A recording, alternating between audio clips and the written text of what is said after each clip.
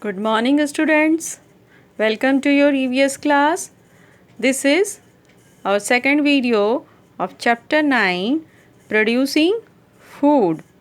So, in first chapter, we have studied about preparation of soil, that is plugging, labeling, and we have also studied about advantage and disadvantage of these preparations.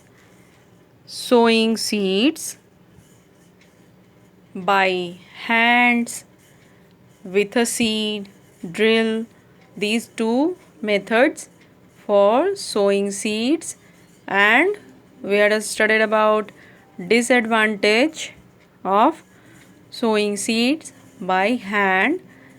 Okay, so children, today I will teach you about use of manure and fertilizers. Why we use manure and fertilizers in the fields? Let's see. Plant use the nutrients present in soil for their growth. So the soil becomes poor in nutrients. Farmers add manure and fertilizers to make the soil rich in minerals. Manure is made from dung of farm animals. Fertilizers are human made chemical compound. They are rich in minerals. So plants use the nutrients present in the soil.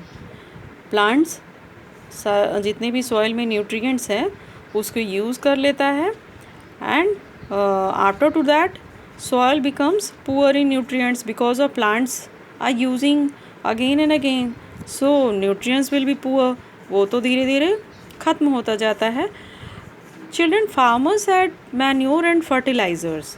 Manure and fertilizers, though manure and fertilizers add the fertility of the soil, they are different from each other.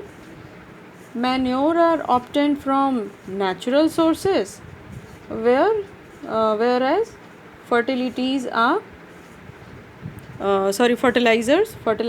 are synthetically manufactured in factories.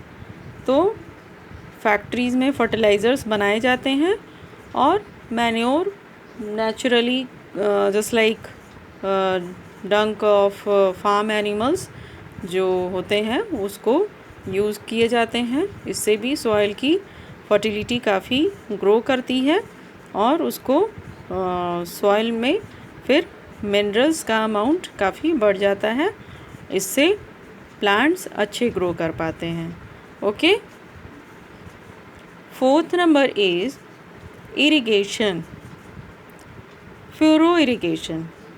In furrow irrigation, the fields are made into a number of ricks and furrows. Crops are raised in the ricks and irrigation is carried out in the furrows. So children, you can see in this picture furrow irrigations. In this type of irrigation, fields are made into a number of ridges. Here ये ridges इस तरह से बने हुए हैं. Okay.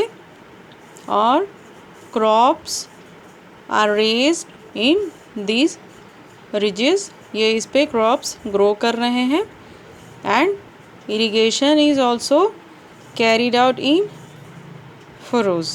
ये इस तरह से इसमें इरिगेशन, इसके बीच में पानी, इरिगेशन मीन्स पानी डालना, पौधों में पानी डालना, तो फील्ड्स में जो क्रॉप होते हैं उसकी सिंचाई करनी. ओके. तो in this way here is furrow irrigation has done. Second type of irrigation, flood irrigation.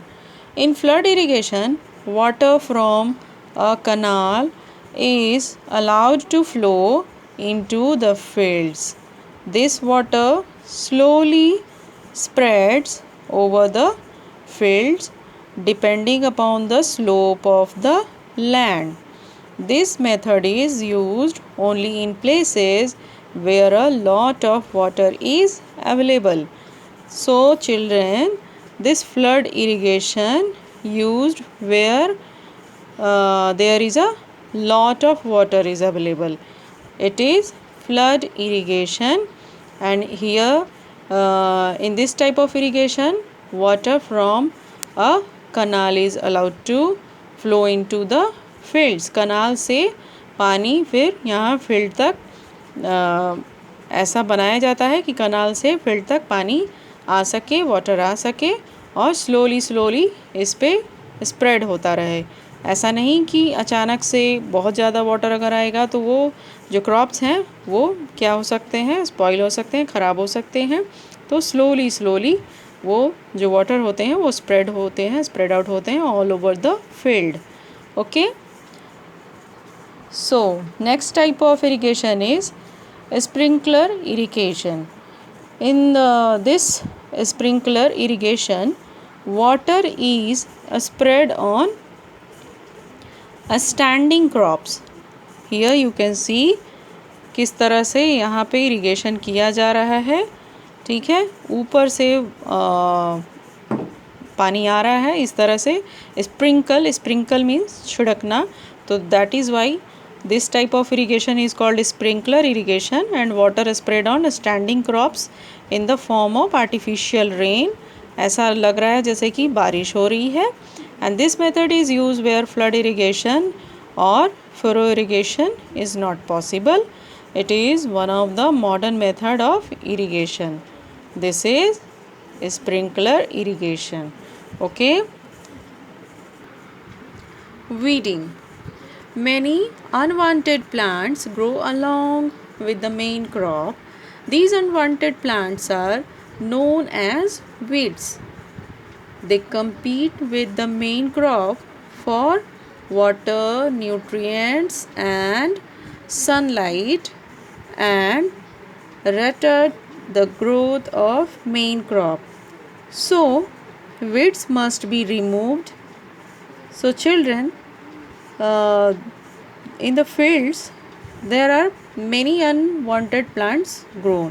बहुत ऐसे plants होते हैं जो grow कर जाते हैं fields में crops के साथ में, और वो जो unwanted plant होते हैं, जो main plants fields में grow किए हुए हैं, उनको वो फिर नुकसान पहुंचाते हैं, क्योंकि वो जो soil में जो भी nutrients हैं वो भी उसे लेने की कोशिश करते हैं, तो उससे भी क्रॉप्स का ग्रोथ काफ़ी स्लो हो जाता है, धीरे हो जाता है।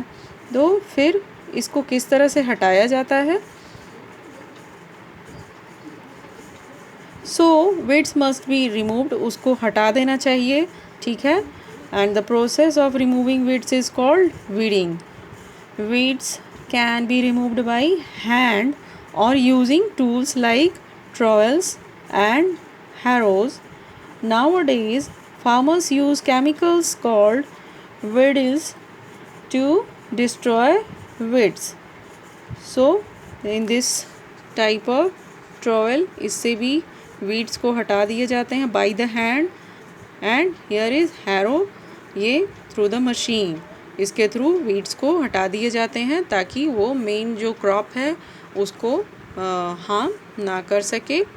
Okay children, next is crop protection. How the farmers making their crop protection?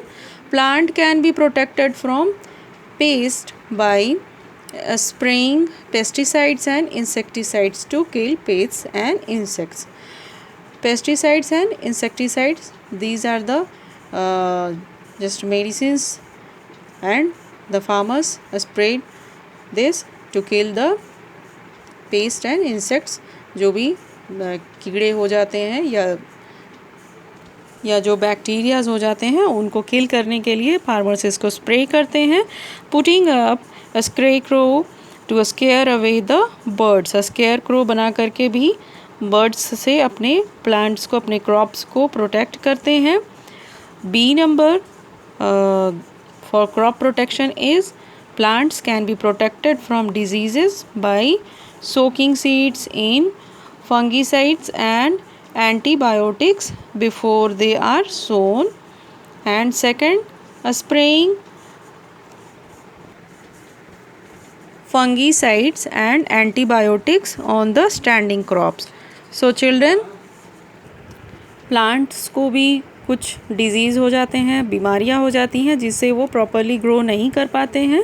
तो इसके लिए भी फार्मर्स उसमें फंगीसाइड्स और एंटीबायोटिक्स वो मिला करके उसको जब सीड्स को सो करते हैं उससे पहले उसको उसमें मिला देते हैं ताकि वो ख़राब ना हो, प्रॉपरली अच्छे ग्रो कर पाएँ.